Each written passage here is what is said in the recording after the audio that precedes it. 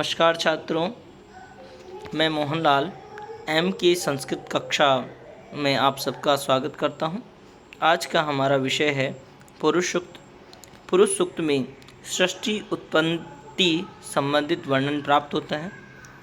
पुरुष सूक्त के देवता पुरुष हैं, ऋषि नारायण। इसमें कुल 16 मंत्र हैं। यह ऋग्वेद के 10वें मंडल का 90वां सूक्त है। छंद इसमें अनुष्टुप है, प्रथम श्लोक से लेकर 15वें मंत्र तक, तथा अंतिम मंत्र में त्रिष्टुप छंद है।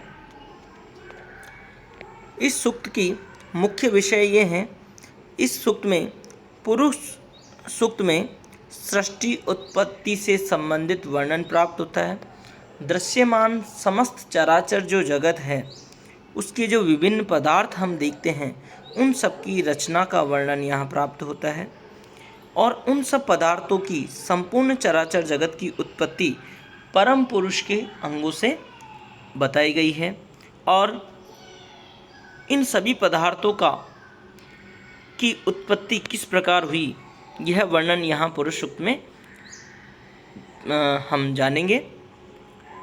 सृष्टि उत्पत्ति का क्रम यदि हम देखें तो सर्वप्रथम बताया गया है पुरुष सूक्त में कि आदि पुरुष थे, और आदि पुरुष से विराट अर्थात संपूर्ण ब्रह्मांड जो दृश्य संसार हमें दिखाई देते हैं, समस्त ग्रह नक्षत्र इत्यादि, उन सब की रचना हुई। तदनंतर उससे विराट से परम पुरुष, जिसे जीवात्मा कहा गया है, जिसे परम पुरुष कहा गया है, जिसे परमात्मा कहा गया है, उस परम पुरुष की उत्पत्ति हुई। और उस परम पुरुष से भूमि और शरीर की विभिन्न प्रकार के जीव जंतु की रचना हुई। पहले भूमि की, तदुपरांत विभिन्न प्रकार के जीव जंतु की उत्पत्ति हुई, शरीर की उत्पत्ति हुई। और उस शरीरधारी पुरुष से ब्रह्म ऋषियों ने और देवताओं ने एक मानस यज्ञ किया, एक सृष्टि यज्ञ किया, जिससे वेद त्रयी, छंद, वायु में विचरण करने वाले पशु पक्षी, आरण्य जंगलों में निवास करने वाले जीव जंतु, उभयदंत, अजावयः, सूर्य, चंद्रमा, इंद्र, अग्नि, वायु, अंतरिक्ष, द्युलोक, भूमि, दिशाएं और चातुर्वर्ण इत्यादि की उत्पत्ति पुरुष सूक्त में बताई गई है। अब हम यहाँ पर प्रथम श्लोक से लेकर अंतिम 16वें श्लोक का अध्ययन करेंगे और सृष्टि की जो परंपरा है, सृष्टि का जो क्रम है, उसे समझने का प्रयास करेंगे। प्रथम श्लोक है, प्रथम मंत्र जो है, सहस्रशीर्षः पुरुषः सहस्राक्ष सहस्रपात् स भूमि सर्वतः स्पृत्वा अत्यतिष्ठत् दशांगुलम। सहस्र शीर्षः अर्थात हजारों सिर वाला। कौन? वह पुरुष, वह आदि पुरुष हजारों सिर वाला है। सहस्त्राक्ष है, हजारों नेत्रों वाला है। सहस्रपाद हजारों चरण वाला है, हजारों पैर वाला है। और वह इस प्रकार का आदि पुरुष सह भूमिम सर्वतः स्पृत्वा, संपूर्ण भूमि को, संपूर्ण ब्रह्मांड को व्याप्त करते हुए, अति अतिष्ठत दशांगुलम अर्थात उसने संपूर्ण ब्रह्मांड को मात्र 10 अंगुल से आवृत कर रखा है, और उसके उपरांत वह शेष है। अर्थात अपने संपूर्ण शरीर में से मात्र 10 अंगुल में ही उसने संपूर्ण ब्रह्मांड को व्याप्त कर रखा है। अर्थात संपूर्ण जो ब्रह्मांड है, उसके सिर्फ 10 अंगुल मात्र जितना ही है, शेष वह पुरुष है। इस प्रकार महिमा वाला, इस प्रकार अत्यंत विशाल वह पुरुष माना गया है, आदि पुरुष माना गया है। पुरुष एव इदं सर्वं यद् भूतं यच्च भाव्यं वह उतामृत तत्वस्य ईशानो यद् अन्नेनातिरोहति। पुरुष एव इदं वह आदि पुरुष ही सर्वम सभी है, यद भूतम यच्च भाव्यम जो हो चुका है और जो होने वाला है, वह सब वह पुरुष ही है, वो आदि पुरुष ही है।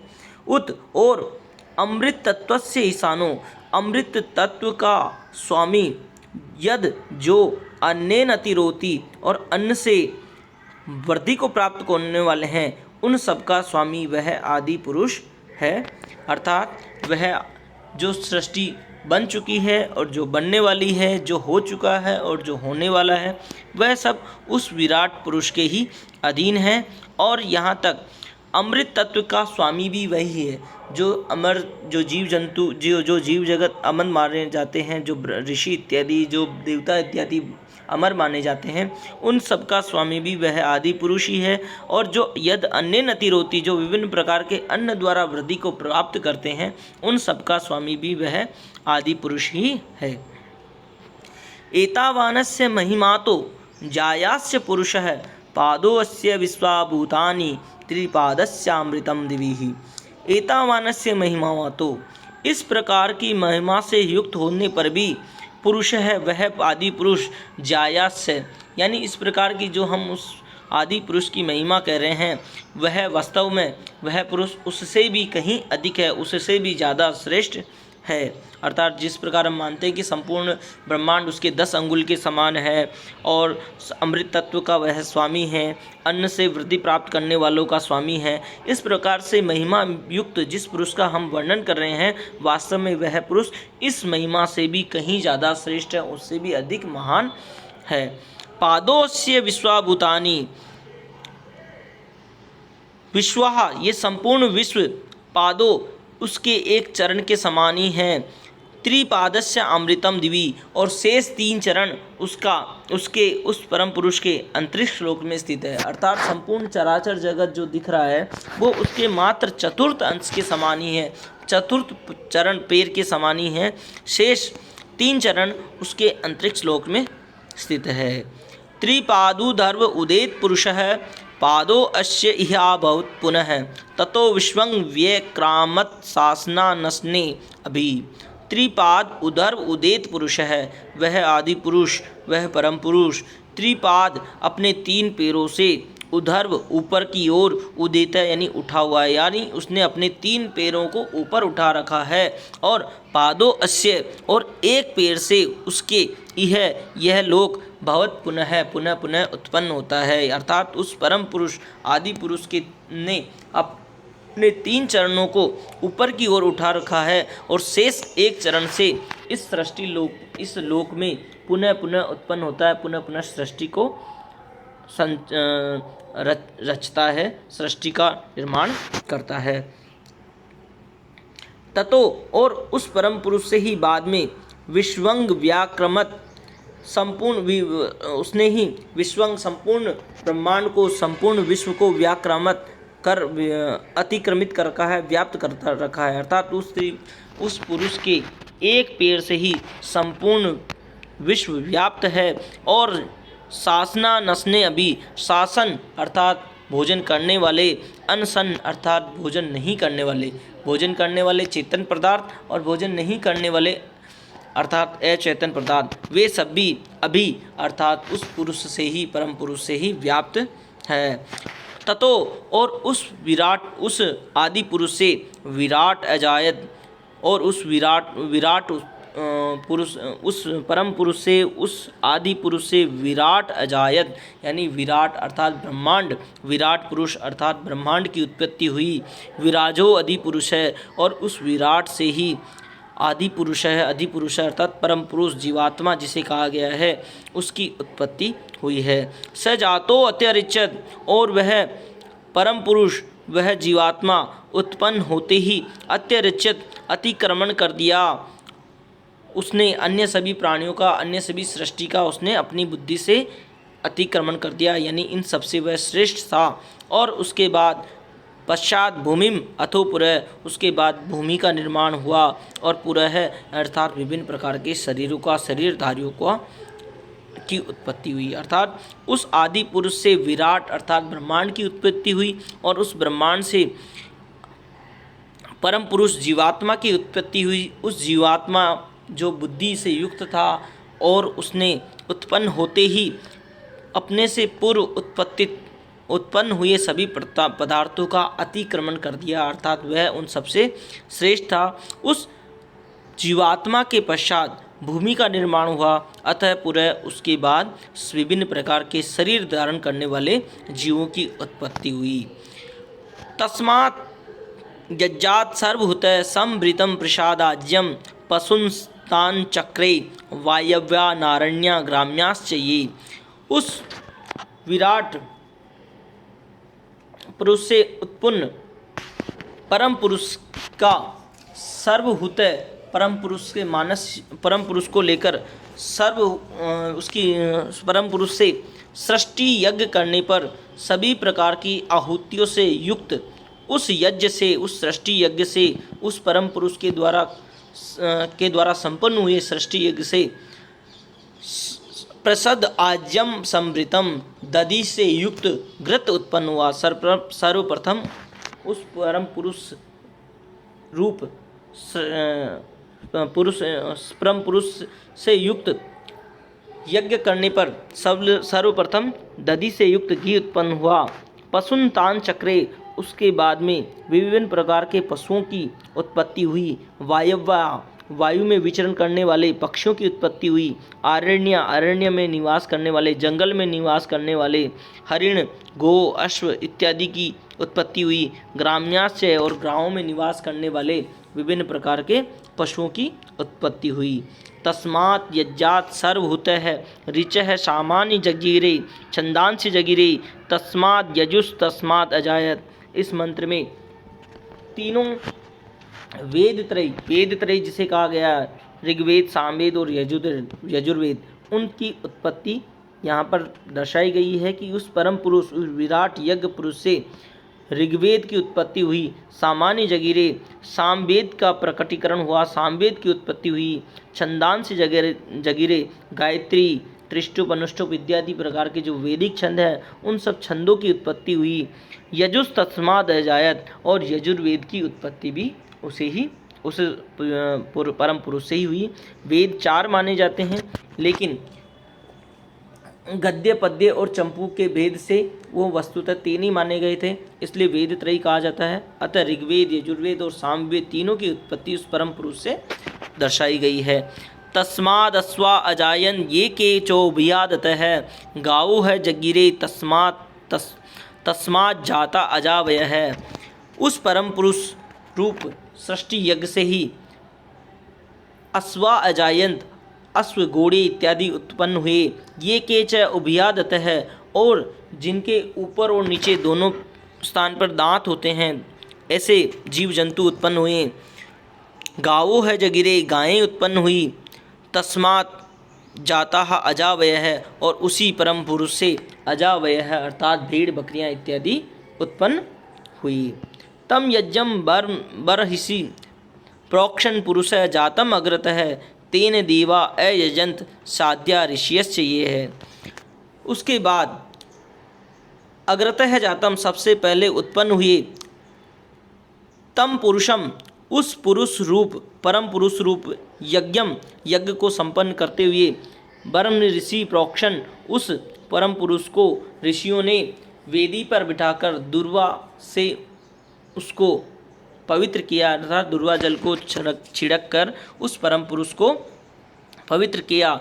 उसके बाद तेन देवा अयजंत साध्या ऋषियश्च ये, और उसके बाद उस परम पुरुष के सहयोग से परम पुरुष के द्वारा देवताओं ने अयजंत यज्ञ किया। साध्या सृष्टि उत्पत्ति के जो कारणभूत प्रजापति इत्यादि ऋषि हैं उन्होंने यज्ञ किया, ऋषियों ने यज्ञ किया, अर्थात ऋषियों ने, प्रजापति इत्यादि ऋषियों ने और देवताओं ने उस परम पुरुष को अभिषिक्त करके उसको हवि बनाते हुए आत्मयज्ञ का प्रादुर्भाव किया, मानस यज्ञ संपन्न किया।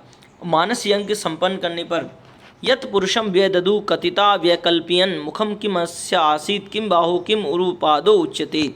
यहाँ पर चातुर्वर्ण्य की उत्पत्ति के विषय में बताया गया है कि यत जब पुरुषम व्यददु, उस पुरुष को विभाजित किया गया, कथिता व्यकल्पनयन, तो उसे कितने भागों में कल्पित किया गया, उसके कितने भाग माने गए। मुखम किम अस्य आसीत, उस परम पुरुष का मुख क्या था, किम बाहु, उसकी भुजाएं क्या थी, किम उरु, उसकी जंगाएं क्या थी, पादा उच्यते, उसके पैर किस प्रकार के थे, इस विषय में यहाँ बताया गया है। तो अगला मंत्र है ब्राह्मणो अस्य मुखम आसीत् बाहु राजन्यकृतः उरु तदस्य यद वेश्यः पदभ्या शूद्रो अजायत। तो उसमें विराट पुरुष का वर्णन करते हुए, इस परम पुरुष का वर्णन करते हुए बताया गया है कि उस परम पुरुष का ब्राह्मणों अस्य मुखम आसीत, उस परम पुरुष का मुख ब्राह्मण था, बाहु राजन्य कृत, और बाहु राजाओं इत्यादि को माना गया, क्षत्रियों को माना गया। उरु तदस्य यद वेश्य, उसकी जंगाओं से वेश्य वणिक इत्यादि की उत्पत्ति हुई। और पदभ्या शूद्रो अजायत, और पैरों से शूद्र सेवा करने वाले लोगों की उत्पत्ति मानी जाती है। चंद्रमा मनसो जातस चक्षो सूर्यो अजायत श्रोत्राद वायुष्य प्राणस्य मुखाद अग्निरजायत। उस परम पुरुष के मन से मनसो चंद्रमा, मन से चंद्रमा की उत्पत्ति मानी जाती है। चक्षुः सूर्य, आँखों से सूर्य अजायत, नेत्र से सूर्य की उत्पत्ति मानी गई। श्रोत्राद वायुश्च प्राणश्च, और कानों से वायु और प्राण वायु की उत्पत्ति हुई। मुखात अग्निरजायत, और मुख से अग्नि की उत्पत्ति कही गई है। नाभ्या आसीद अंतरिक्ष शीर्षणो द्योः संवर्ततः पदभ्याम भूमिर्दिशः स्त्रोतात् तथा लोकार अकल्पयन्। उस परम पुरुष की नाभि से अंतरिक्ष लोक की उत्पत्ति हुई। शीर्षणो अर्थात सिर से, द्योः संवर्ततः द्युलोक की उत्पत्ति मानी गई। पदभ्याम भूमि, उनके पैरों से भूमि और दिशाओं की उत्पत्ति हुई। श्रोत्रात, और कान से, पदभ्याम भूमि, पैरों से भूमि की उत्पत्ति मानी गई। दिशा है श्रोत्रात, और विभिन्न प्रकार की जो 10 दिशाएं मानी जाती है, उन 10 दिशाओं की उत्पत्ति कान से उत्पत्ति मानी गई। तथा लोकार अकल्पयन्, और उसी प्रकार अनेक लोकों की उत्पत्ति मानी गई, अनेक लोगों की कल्पना की गई। यत पुरुषेण हविषा देवा यजम एतन्वत वसंतो अश्यासीदाज्यम ग्रीष्म इद्म शरद अभि। यत पुरुषेण, जिस पुरुष के माध्यम से देवताओं ने हवि के द्वारा यजम एतन्वत यज्ञ को संपन्न किया, मानस यज्ञ को संपन्न किया, अर्थात देवताओं ने जिस पुरुष को आधार बनाकर, जिस पुरुष को हवि बनाकर, जिस पुरुष के साथ मिलकर मानस यज्ञ को संपन्न किया, उस मानस यज्ञ में वसंत आसीद आज्यम, वसंत ऋतु इस हवि के रूप में, इस यज्ञ रूप में घी का कार्य उन्होंने किया। वसंत ऋतु को घी बनाया गया। ग्रीष्म इद्म, ग्रीष्म ऋतु को ईंधन बनाया गया। और शरद हवि, शरद ऋतु को हवि के रूप में प्रयोग किया गया। सप्ताश्च आसन परिदय सप्त समिदः कृता देवा यदज्जम तन्वाना अबध्नन पुरुषम पोषम। देवताओं ने यद यज्ञम तन्वाना, देवताओं ने जिस यज्ञ को, जिस मानस यज्ञ रूपी सृष्टि यज्ञ को, सृष्टि उत्पत्ति संबंधी यज्ञ को संपन्न किया, उसमें पुरुष पशुम अबध्नन, उन्होंने परम पुरुष रूपी पशु को बांधा, यानी परम पुरुष को बांध करके, यानी भावना रूपी धागे से बांधते हुए उसे उस सृष्टि की उत्पत्ति में नियुक्त करते हुए यज्ञ को संपन्न किया। और उस यज्ञ में सप्त अस्य आसन परिदेय, उसमें 7 परिधियाँ थी। उस यज्ञ की जो वेदी बनाई गई उसमें 7 सीढ़ियाँ थी, जिसे परिधि कहा जाता है। तो इस प्रकार उस मानस यज्ञ में 7 परिधियाँ थी। त्रिसप्त समिदः कृता, त्रिसप्त 3 सप्त अर्थात 7, 3 × 7 अर्थात 3 × 7 अर्थात 21 समिधाएँ उसमें हवि के रूप में प्रयोग की गई। इस प्रकार 21 समिधाएँ और 7 परिधियों से युक्त उस मानस यज्ञ में परम पुरुष को पशु के रूप में बांधते हुए सृष्टि यज्ञ का क्रियान्वयन किया गया। देवताओं ने उस यज्ञ को संपन्न किया। यहाँ तक 1 से 15 सूक्त में अनुष्टुप छंद था। अंतिम मंत्र यहाँ त्रिष्टुप छंद में है। यज्ञेन यज्ञम अयजंत देवाः तानि धर्माणि प्रथमानि आसन तेह नाकम महिमानः सचंत यत्र पूर्वे शाद्याः सन्ति देवाः।